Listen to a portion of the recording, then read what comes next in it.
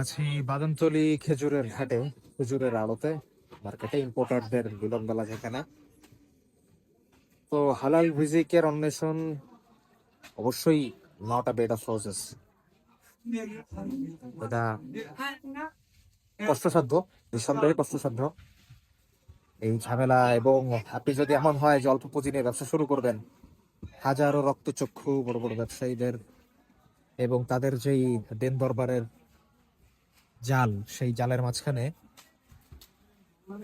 সে জাল বুঝে আপনাকে সঠিক পণ্যটা সঠিক দামে সঠিক বাজার দরে নির্বাচন করা খুব কঠিন। কারণ হচ্ছে আপনার তো পণ্য কিনে বিক্রি করতে হবে। আমার ভালো লাগে যে এই ব্যাপারটা, আপনি খুচরা বাজারে একই খেজুর, এই হচ্ছে অবস্থা। খুচরা বাজারে আপনি যে খেজুর যে দামে পাবেন, আড়তে এসে পাইকারি অর্থাৎ 20 কেজি 30 কেজি 50 কেজি 100 কেজি দেখবেন যে ওই দামই আপনার কাছে চাচ্ছে। পার্থক্যটা কোথায়?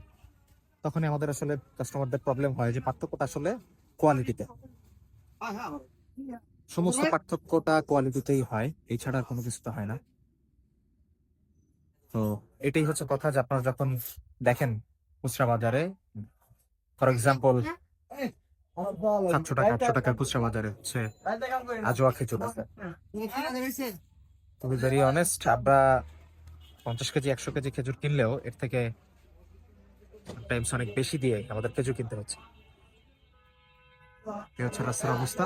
বিদায় নিচ্ছি আপনাদের কাছে বাদামতলি খেজুর পট্টি থেকে, খেজুরের হাট থেকে। আসসালামু আলাইকুম।